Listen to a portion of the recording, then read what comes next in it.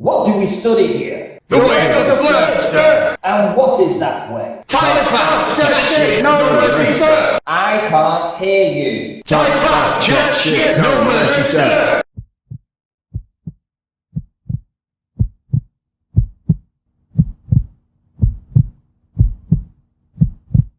My name's Ranty, and I am a recovering flat earther.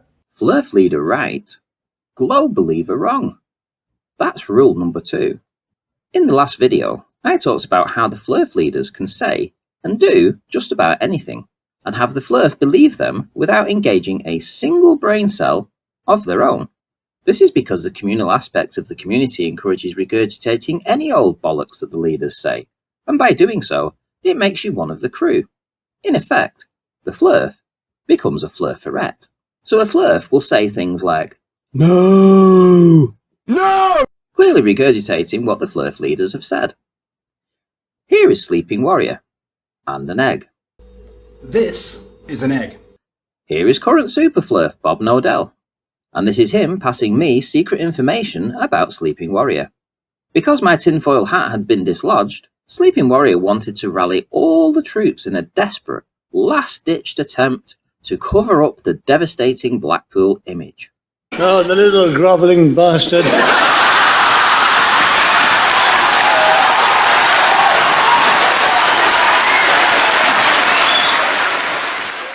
Speaking of grovelling, here is 10th Man, Nathan Oakley's right-hand man on the incredibly popular, wholesome and family-friendly Flat Earth debate show. With their combined IQ of 71, they had managed to scare away all of the Glober foes, so much so that expert beggar and full-time groveller 10th Man decided to beg the opposition to partake in the show. There isn't a single Glober here.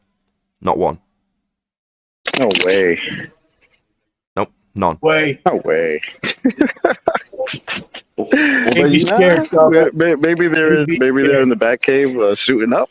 We just haven't seen anyone come in on the heliocentric side and tell us how they can demonstrate this. Hey, Virus, why don't you come and tell us what entropy is instead of hiding in chat? He's there acting all bold and saying nonsense. After around 3 weeks, they finally got the Rumpus to come on the show, and Nathan allowed the Rumpus to get a word in. Hi. Let's hear that again. Hi. Now it was Nathan's turn to get his word in. Are you dumb? Are you dumb? Well, then shut up! You dumb fuck! Are you all morons? No, not well! There's no downward bias, you clown! You've just admitted it! Why are you in cognitive dissonance over this? Are they making the balloon go down? Are you deaf? Shut up, I'm not going to ask you again. I'm going to absolutely teabag for his dumb fuckery. No! You just stutter for me like the rest of the fundies with their belief in gravity. Okay! Now enjoy the taste of my nuts, you circle-jerking fundy. Are you thick? You stuttering, double-speaking, cognitive dissonance-laden fundy. 4th time circle-jerking this shit in a row? It doesn't go down! Are you dumb? No, that's right, you unbelievable buffoon. No, that's the taste of my nuts. Are you dumb? No, not downward bias, mate. So no bias! You utter fool! What about a gas? You deflecting little fundy shit. What about a gas, moron? That's my example. That's idiotic, childish, non sequitur, false comparison. You idiotic child. You're an entropy denier, you utter clown, stuttering moron. You entropy denying clown, you utter moron. And can you example how electrostatics making the gas go down, go boom boom, so there's no downward bias, so your argument fails, you utter clown. Yeah, no. Sounds like cognitive dissonance to me, mate. You unbelievable clown. You utter moron, circle-jerking fundy. 5 times! Don't you get it, moron? So you're just gonna talk through me, you fundy asshole. You stupid shit. You unbelievable moron. You scumbag shithead. How dare you? How dare you call me a liar? All being fair, it was now turn for the Rumpus to again get a word in. Now it was Nathan's turn to talk about the fallacies that Rumpus had just spoken about.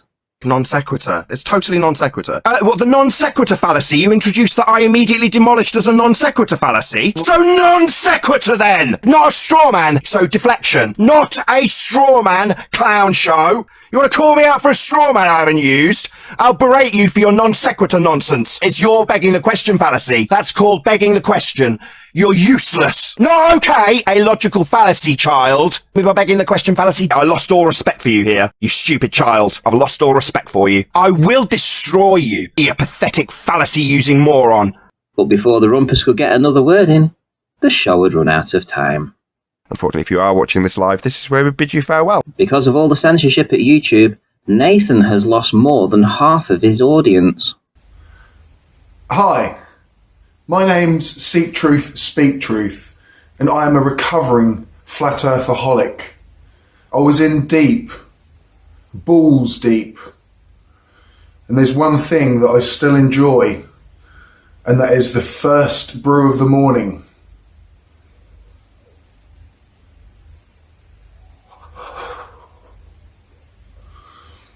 Chin chin. I would like you to meet Word Salad.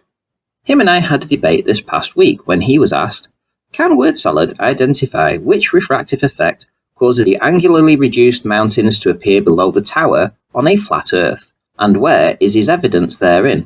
Word Salad responded by saying, yeah, angular size change alone would do that. Take a listen. Bearded Devil, 1864. Can Whitsitt identify which refractive effect causes the angularly reduced mountains to appear below the tower on a flat Earth, and where is his evidence therein? Yeah, angular size change alone would do that. Now, when I was in the Flat Earth community, one of the very first things that I was given was one of these. My very own Flerf cap. Now this Flerf cap, it protects you from all kinds of bad thought. It only allows Flerf thought to go into your brain. And after a couple of months, you can upgrade. And I got myself 2 of these. Now what these are ear mufflers. Doesn't look much, but once you pop these in your ears, you only ever hear everything that comes from a Flerf. You don't hear anything from anybody else. The only thing that you can actually hear is Flerf speak. After about a year or so, you can upgrade further, and this is quite an important one actually. Now I got myself this one about 4 years ago, and what it does is it protects you from smelling any shit. Yes, you put it on your nose, and it protects you from smelling shit. Primarily, any kind of shit that you would normally look at and think, that can't be true, that's shit. No, because when you put one of these on, you don't smell it. So your shit detector suddenly stops working, which is great if you're a Flerf, because now you can believe any old shit. Now after a couple of years, you can actually upgrade and get yourself one of these. Now this is a Flerf gobstopper. Pop one of these in your mouth, and the only thing you're going to speak about is Flerf talk. So the good thing about having all of these as protection is that it stops you from any kind of wrong think. Now, wrong think can be things like believing in a globe, or believing in NASA, or the moon landings, or in the Himawari, or any kind of pictures from space, or anything like that. However, it does come with a cost. The cost is that once you get these, you never see them again. You can't see them in the mirror. Your Flerf friends can't see yours, and you can't see your Flerf friends. However, everybody else can see them. That's right, the Globers can see all of your accessories, but you don't know that. So I'm here to tell you that if you've got the full armour on and you are fully Flerfed up, everybody can see exactly what you look like. And when you combine everything at once, this is what you look like. Here are some of the images I saw when I had my own unique tinfoil armour on.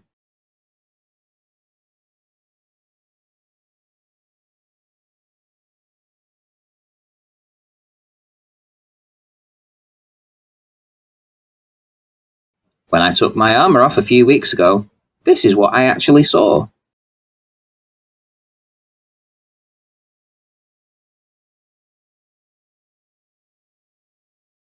This was a common thing for me.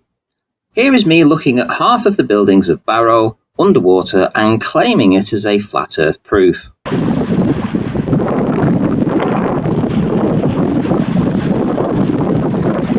Very nicely compressed, but still clearly visible. Barrow Inferno. Further and further again. One of the Flerfs trying to climb the Flerf ladder is Flatzoid. You may remember him from last week's show. See, I've made a Dow Crag, the mountain that's behind it, and Duckle Tower. I've made it more than double its size, just to give just a scaled down version. Here he is this week telling everyone of the new and improved dropping down effect. This is why you get dropping down effect. Yeah, that's why elevation angle is very, very important when you're making observation. Which I think people take highly for granted. They just try and say, okay, yeah, I see eye level, but they don't see where's the focus point of that eye level. Is it lower than that object or is it higher than that object? And that can give the effect of it sinking or rising. The distant object has more of a compression effect. The angular size never changed from left to right, only from top to bottom. This is also one important factor I wanted to make to the people. They think the angular size change would change top, bottom, left, right all the time. No. When you change your elevation angle, it also changes angular size because it compresses. That's why these angular size calculators don't take perspective into account. That's literally just what it would say. That's the angular size would be at that distance. But it doesn't take your observation angle, your elevation angle towards the observation. And that's what throws everything out of whack. His channel is booming too, as Flerf after Flerf flock to this new messiah who is rewriting history and changing the inverse square law to suit flat earth. Join me next time for some more Flerfspective. Chin chin.